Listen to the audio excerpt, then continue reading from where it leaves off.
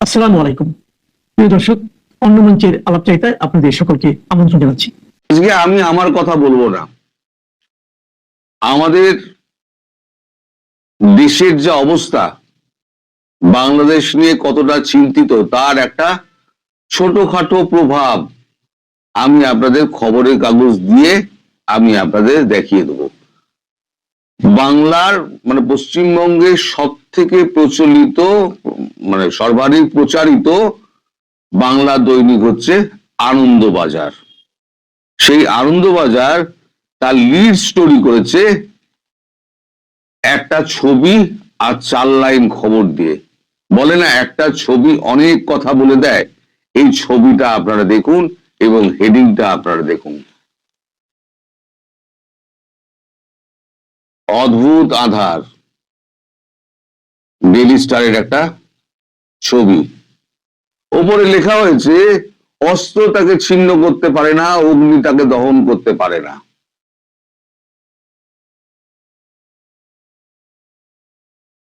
তার ডান দিকে লেখা হয়েছে, দেশের আগুনে দগ্ধ বাংলাদেশ।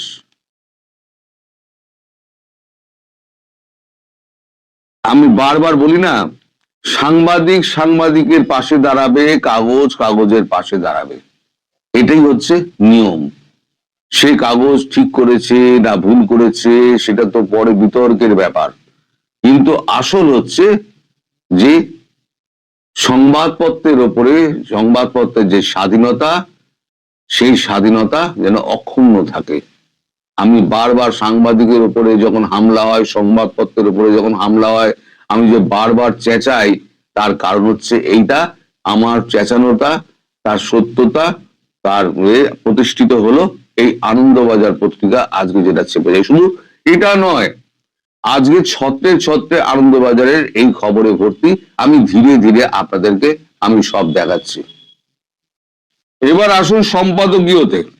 একটা কাগজের নীতি এবং মানুষের আবেগ প্রতিফলিত হয় সংবাদপত্রে যে সম্পাদকীয়, সেই সম্পাদকীয়তে লেখা হয়েছে ত্রাসের দেশ। দেখুন আনন্দবাজার পত্রিকা, ত্রাসের দেশ, তারিখটাও দেখে নিতে পারেন, আজকে 20 তারিখ, সেটাও দেখে নিতে পারেন।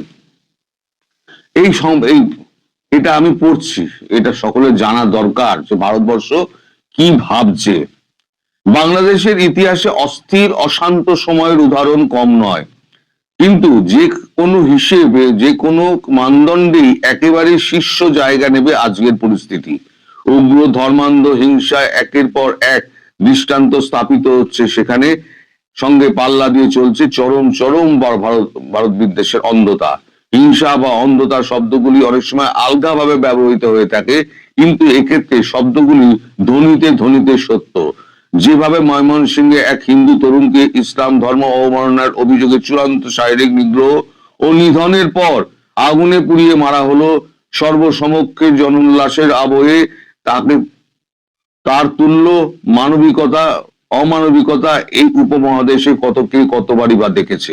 এভাবে সে দেশে 2 সংবাদ প্রতিষ্ঠান, প্রথম আলো ডেইলি স্টারের উপর ও ঐতিহ্যবাহী সঙ্গীত প্রতিষ্ঠান ছায়ানটের উপরে ভয়ঙ্কর হামলা, অগ্নিসংযোগ হলো, সংবাদপত্র অফিসে প্রাণ সংশয়ের মুখে পড়লেন কর্মীরা, দেশ বিদেশে তা ত্রাসের সঞ্চার জাগালো। ঢাকায় এবং অন্যত্র যেভাবে ভারতের মাথা কেটে নেওয়া স্লোগান তুলে হাজার হাজার মানুষ পথে নামলেন, ভারতীয় high commission deputy high commissioner ঘেরাও করলেন, তার প্রেক্ষিতে অন্ধতা কথাটি আর অলংকারিক নয়, চরম দুর্ভাগ্য বলতে হবে যে উগ্র গোষ্ঠীগুলি বাধা সত্ত্বেও সে দেশে পরবর্তী জাতীয় নির্বাচন ঘোষিত হলো, তারপরেই বাংলাদেশ ভেসে গেল এক ফেনীর ঘনাভ সংকটাবর্তে। এই অক্ষমনীয় ঘটনা বন্ধ করার জন্য দায়িত্বটি যার বা যাদের, সেই অন্তর্বর্তীকালীন সরকার ও তার প্রধান মোহাম্মদ ইউনূস মোটের ওপর নিষ্ক্রিয়তা এবং নিষ্ক্রিয়তায় দেখে চলেছেন কোন অতলে ডুবতে পারে বাংলাদেশ। ইউনূসের রুটিন বার্তা দিয়েছেন যা প্রয়োজনের তুলনায় অনেক কম, অথচ সঠিক সময়ে সঠিক পদক্ষেপে এই মব হিংসা থামানো যেত। অন্তত সংবাদ মাধ্যম অফিসগুলির উপরে আক্রমণ বা ছায়ানটের ওপরে বর্বর আক্রমণের ক্ষেত্রে আরো সক্রিয় হওয়া যেত। হিন্দু, খ্রিস্টান, বৌদ্ধ এবং জৈন ধর্মাবলম্বী মানুষের ওপরে। পরিবর্তে যা দেখা গেল তার সংশয় স্বাভাবিক। গত জুলাই অভ্যুত্থানের পর অন্তর্বর্তীকালীন সরকার যে অপারেশন ডেভিল হান্ট শুরু করে, এবার তার উপস্থিত তার পরবর্তী অধ্যায়। এই জন্যই এত হাজার মানুষ, যাদের মধ্যে মুক্ত চিন্তার সাংবাদিকরাও আছেন, গ্রেপ্তার হলেন গত কয়েক মাসে। অর্থাৎ হিংসার অভিযোগে পূর্বতন শাসককে সরিয়ে যারা, তারাও হিংসার মধ্যে এমনকি বেশি নিষ্ঠুরতার সরকারি শিলমোহর দিচ্ছেন। মানে হাসিনার নামে তো এত হিংসার কথা বলা হয়, সেই হিংসা হাসিনাকে সরিয়ে, হিংস্র হাসিনাকে তাদের ভাষায় সরিয়ে তারা যে সিংহাসনে বসেছে সেখানে তারা হিংসার একেবারে চরম অবস্থায় চলে গিয়েছেন। এ তো কেবল রাজনৈতিক প্রতিহিংসা নয়, উগ্র ইসলামী হিংসা, যার প্রতিঘাত সীমান্ত পেরিয়ে বাংলাদেশকেও ঘোর বিপন্ন করতে পারে। গত 50 বছরে বাংলাদেশের সুস্থ সংস্কৃতি এবং রাজনৈতিক সমস্ত অর্জনকে মুছে ফেলে দিয়ে প্রবৃত্ত প্রধানমন্ত্র জনতা, ক্ষমতালোভী নেতৃত্ব এইভাবেই সমগ্র উপদেশকে বিপন্ন করছে। এর পরিপ্রেক্ষিতে ভারতবর্ষকে অবশ্যই তার কঠিন অবস্থান নিতে হবে। অর্থাৎ কাগজে বলছে কঠিন অবস্থান নিতে হবে। ছত্রে ছত্রে বাংলাদেশ আছড়ে ভাঙা হলো অগ্নিগর্ভ। বাংলাদেশের জন্য একটা আলাদা পাতা তৈরি করা হয়েছে, অগ্নিগর্ভ বাংলাদেশ, একটা আলাদা পাতা তৈরি করা হয়েছে। সেই পাতার মধ্যে 3টে খবর আছে। একটা হচ্ছে আছড়ে ভাঙা হলো হারমোনিয়ামের সুর, হারমোনিয়াম সুর ছাড়লো না ছায়ানট। এইটা ডান দিকে করা হয়েছে নির্বাচনের আগে লক্ষ্য ভারত বিরোধী জিগির।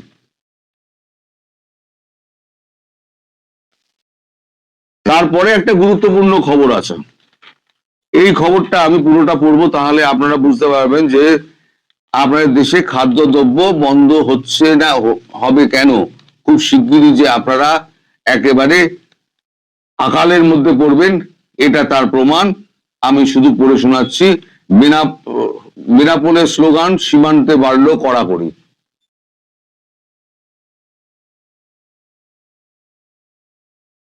আমি খবরটা পড়ে শোনাচ্ছি। বাংলাদেশে অশান্তির আঁচ টের পাওয়া গেল এ রাজ্যেও। বৃহস্পতিবার রাতে বাংলাদেশ থেকে এ রাজ্যে ঢোকার চেষ্টা করে ভারতীয় ভূখণ্ড থেকে বাংলাদেশের চেষ্টা আটকেছে সীমান্তরক্ষী বাহিনী বিএসএফ। শুক্রবার উত্তর 24 পরগনা পেট্রাপোল লাগোয়া বাংলাদেশে বেনাপোলে ভারত বিরোধী স্লোগান দেয় সে দেশের কিছু লোক। পরিস্থিতিতে উঠলে হস্তক্ষেপ করে বাংলাদেশের পুলিশ। এই আবহে বাংলাদেশ সীমান্তে নজরদারিতে কড়াকড়ি করেছে বিএসএফ। বাংলাদেশের ইনকিলাব মঞ্চের নেতা শরীফ ওসমান হাদির মৃত্যু সংবাদ বৃহস্পতিবার রাতে ছড়াতেই গোলমাল শুরু হয়।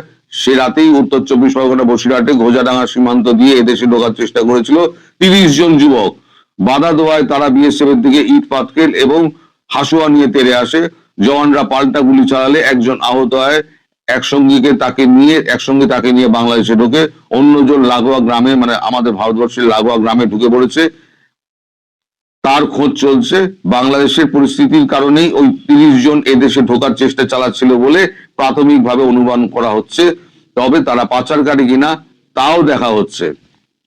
ওই রাতেই দক্ষিণ দিনাজপুরের গঙ্গারামপুরে কাটাবাড়ি সীমান্ত পেরিয়ে বাংলাদেশে ঢোকার সময় 7জন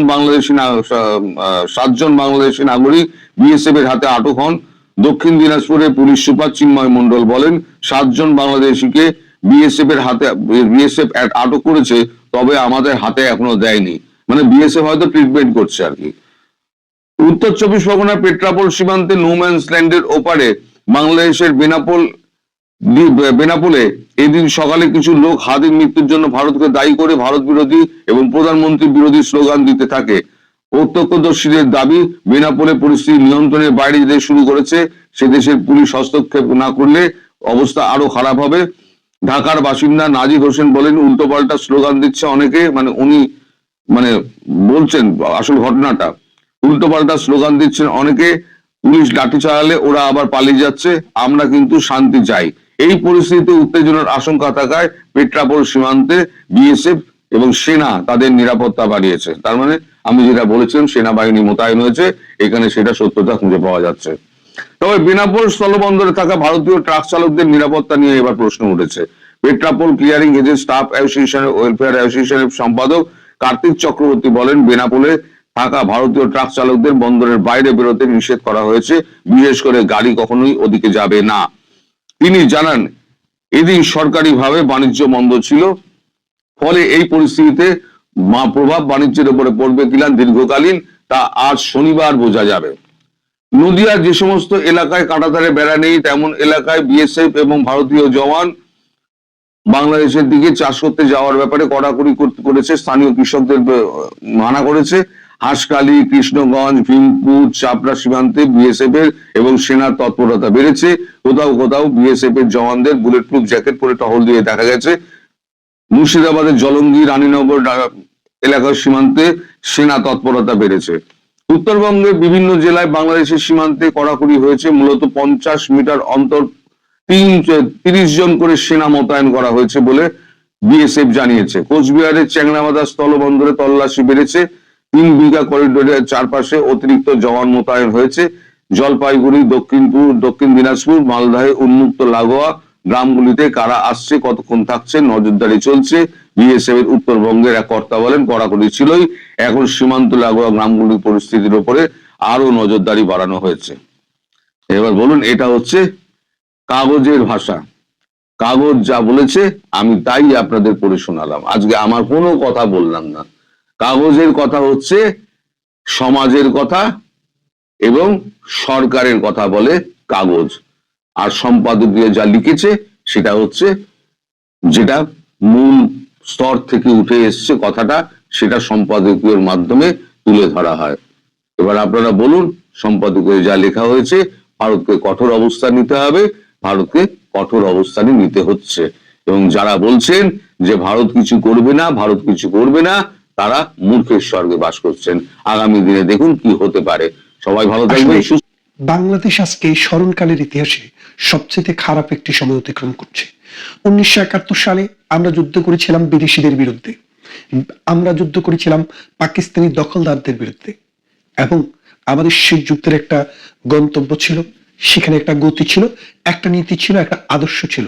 সেই নীতি, আদর্শ, গতি এবং গন্তব্য দিয়ে আমরা 1971 26 মার্চ থেকে 16 ডিসেম্বর পর্যন্ত যুদ্ধ করে একটি স্বাধীন দেশ তৈরি করেছিলাম। সেই স্বাধীন স্বদেশ তৈরির ক্ষেত্রে আমাদের যে সহযাত্রী ছিলেন তারা ছিলেন ভারতীয় উপমহাদেশ, অর্থাৎ ভারত মহাদেশ, অর্থাৎ ভারত আমাদেরকে অস্ত্র দিয়েছে, অন্ন দিয়েছে, ট্রেনিং দিয়েছে, নিজেদের সীমান্ত খুলে দিয়ে নিজের দেশে আশ্রয় দিয়েছে। শুধু কি তাই, 1 কোটি মানুষ 1971 সালে ভারতে আশ্রয় শিবিরে আশ্রয় নিয়েছিল জীবন বাঁচানোর জন্য, সম্ভ্রম বাঁচানোর জন্য, শিশুদের জীবন রক্ষা করার জন্য, বৃদ্ধদের জীবন রক্ষা করার জন্য। সেই ভারত উদারভাবে বাংলাদেশের পাশে এসে দাঁড়িয়েছিল। পৃথিবীর নানা দেশে ডিপ্লোমেসির মাধ্যমে বাংলাদেশের জন্য জনমত তৈরি করেছে। পৃথিবীর নানা দেশ থেকে অস্ত্র সংগ্রহ করে মুক্তিযোদ্ধাদেরকে দিয়েছে, গেরিলাদেরকে দিয়েছে। সেই ভারত গত 53 বছরে বাংলাদেশের একটি কণা মাটিও দখল করার চেষ্টা করেনি এবং দখল করেনি। উপরন্ত ভারতের সাথে 74 সালে ইন্দিরা মুজিব একটি চুক্তি হয়েছিল যে সীমান্তে যে ছিটমহল আছে সেই ছিটমহলগুলোর বিনিময়ের জন্য। 54 বছরের মধ্যে 50 বছর কেটে গেলেও এই চুক্তিটি বাস্তবায়িত হচ্ছিল না। পরবর্তীতে এই মোদী সরকার শেখ হাসিনার সাথে এই সমঝোতা করে সেই চুক্তিটি বাস্তবায়িত হলো। ভারত তার 1500 হেক্টর জায়গা বাংলাদেশকে বেশি ছেড়ে দিয়েছে, দিয়ে এই সমস্যার সমাধান করেছে। শুধু কি তাই, হার্ডিন্স ব্রিজের নিচ দিয়ে তখন ট্রাক চলতো, গঙ্গা আর বুকে পানি নেই। সেই পানির জন্য যে হাহাকার, আমরা বিএনপিকে, বাসানির দলকে, ওই মামুনুল হকের বাপকে দেখেছি পারাক্ষা অভিমুখে লং মার্চ করে, কিন্তু পানি আর আসে না। শেখ হাসিনা এসে ভারতের সাথে বন্ধুত্বের ভিত্তিতে একটি চুক্তি করলেন, গঙ্গার পানি চুক্তি। সেই গঙ্গার পানি চুক্তিটি 2026 সালের সেপ্টেম্বর মাসে শেষ হয়ে যাবে। মনে হচ্ছে আজকের দিনে যে অবস্থা, গঙ্গা আবার শুকিয়ে কাঠ হয়ে যাবে, চৌচির হয়ে যাবে গঙ্গার তলদেশ। কারণ ভারত গঙ্গা চুক্তি আর নবায়ন করবে না। কেন করবে না? কারণ শত্রু রাষ্ট্রের তালিকায় বাংলাদেশ এখন 3 নম্বরে। তাহলে আপনি আসুন, দেখুন যে বাংলাদেশের ভবিষ্যৎটা কোথায় যাচ্ছে। যে ভারত 1971 সালে আমাদেরকে সহযোগিতা করেছে, গঙ্গার পানি চুক্তি করেছে, যেই ভারত আমাদের সীমান্ত সমস্যার সমাধান করে দিয়েছে, ভারতের সাথে তালপট্টি অঞ্চলে আমাদের 25,000 বর্গ কিলোমিটার সমুদ্র সীমানা নিয়ে ডিসপিউট ছিল, সেটা ভারতের দখলে ছিল। আরবিট্রেশনের মাধ্যমে শেখ হাসিনার সাথে পরামর্শ করে মোদি সেটারও সমাধান করে দিলেন। সেখানে বাংলাদেশ পেল 21,500, ভারত পেল 4,500, না সরি, বাংলাদেশ পেল 20,500 আর ভারত পেল 4,500 বর্গ কিলোমিটার। তারপর সমাধান হলো। আজকে প্রধানমন্ত্রী শেখ হাসিনার ভারতে আশ্রয় নেওয়ার পর, আওয়ামী লীগের সরকারের পরাজয় হওয়ার পর, মৌলবাদী সন্ত্রাস যখন বাংলাদেশটাকে দখল করলো, মৌলবাদের গডফাদার ডক্টর ইউনূস যখন বাংলাদেশের ক্ষমতায় বসলো, বাংলাদেশকে বিক্রি করার যে নীল নকশা নিয়ে ডক্টর ইউনূস বাংলাদেশে ঢুকলো, সেই নীল নকশা ধীরে ধীরে ধীরে ধীরে বাংলাদেশকে গায়েল করতে শুরু করলো। এখন বাংলাদেশ তার বন্দরটি দিয়ে দিল আমেরিকাকে, আরেকটি বন্দরের দায়িত্ব দিয়ে দিল এই ডেনমার্ককে। আমাদের সমুদ্র সীমা এখন আর আমাদের হাতে নেই, বিন্দেশি বেনিয়াদের হাতে চলে গেছে বাংলাদেশের সমুদ্র সীমা। বাংলাদেশ এখন একটি বঙ্গুর রাষ্ট্র। এই বঙ্গুর রাষ্ট্রে আজকে প্রথম আলো ভাঙে, কালকে অমুকের বাড়ি ভাঙে, পরশুদিন অমুকের বিজনেস ভাঙে। এইভাব করতে করতে বাংলাদেশটি ধ্বংসের দ্বার প্রান্তে চলে গেছে। ভারতকে হুমকি দেওয়া হচ্ছে, কূটনীতিক সমস্ত শিষ্টাচারকে লঙ্ঘন করে বলা হচ্ছে ভারতের 7 সিস্টারকে দখল করা হবে। ভারতের গতকাল থেকে, গত দুদিন থেকে ভারতীয় হাই কমিশনে হামলা হচ্ছে, ভারতীয় দূতাবাসগুলোতে আক্রান্ত হচ্ছে, মানুষকে হত্যা করার চেষ্টা করা হচ্ছে, আর্মি পুলিশ দিয়েও থামানো যাচ্ছে না। এই লাল বদরেরা কারা? 1971 সালের আলবদররা নাম বদলিয়ে এখন লাল বদর হয়েছে। সেই লাল বদরদের সর্দারদের একজন ছিল হাদি, যিনি ইতিমধ্যে পরলোক গমন করেছেন। তার বিদায়ী আত্মার শান্তি কামনা করতে গিয়ে আগুন জ্বালানো হচ্ছে, রাস্তাঘাট ভাঙা হচ্ছে, 32 নম্বরের ভাঙা বাড়িতে আবার বুলডেজার চালানো হচ্ছে। এমনি করে এইভাবে যেই বাংলাদেশকে আপনারা দেখছেন, ভারতকে এত বড় প্রতিবেশীকে যে চ্যালেঞ্জ আপনারা ছুড়ে দিচ্ছেন, এর ফলাফল কি হবে? ভারত তার স্ট্র্যাটেজি ঠিক করছে। ভারতের স্ট্র্যাটেজি ঠিক করছে বাংলাদেশকে পুরোটা নিয়ে নিবে নাকি প্যারালাইজ করে দিবে। আপনারা ভাবছেন ভারতের কোনো ক্ষমতা নেই? না, ভারত তো খিস্তি খেউর করবে না। ভারত আপনার মতো রাস্তার বস্তির ছেলেমেয়েদের মতো হাহাকার এরকম মানে গালিগালাজে লিপ্ত থাকবে না। ভারতের যে কাজ আপনারা সেটা যদি দেখেন, সেটা যদি ঘটে যায়, এই বাংলাদেশটি আর থাকবে না। আপনারা জানেন আমাদের সেনাপ্রধান বলেছিল, আপনারা যদি ঠিক না হন এই দেশের স্বাধীনতা এবং সার্বভৌমত্ব থাকবে না।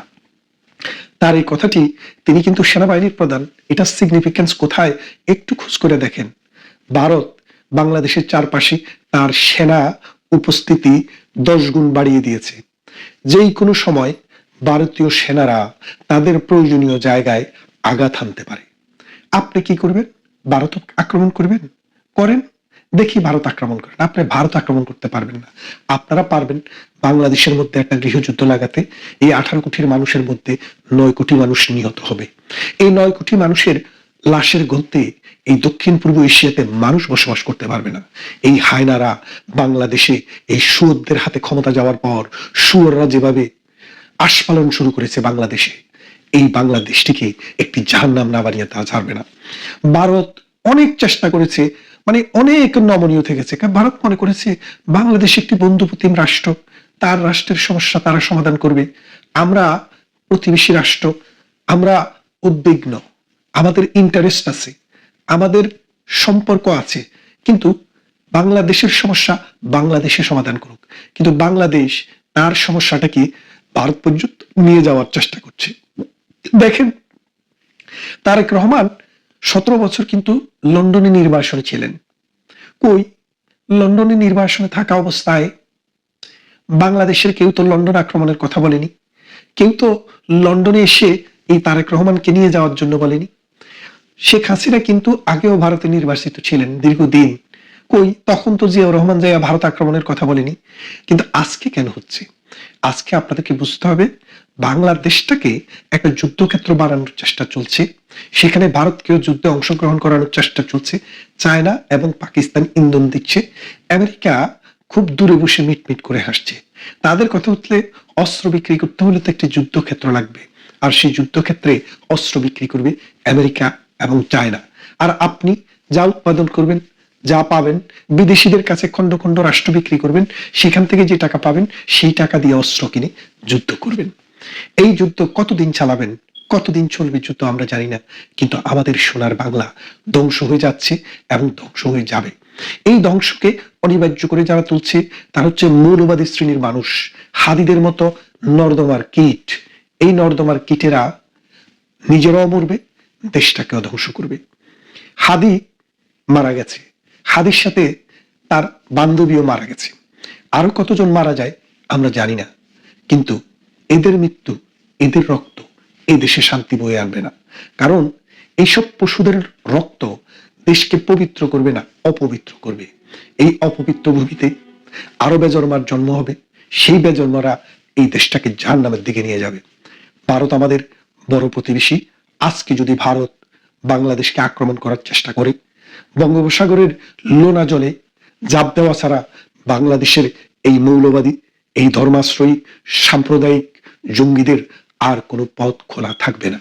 পাকিস্তান তাদেরকে নিতে হেলিকপ্টার পাঠাবে না, উড়োজাহাজ পাঠাবে না, কারণ ভারতের সীমারেখার উপর দিয়ে ভারত কোনো বিমানকে যেতে দেবে না তখন।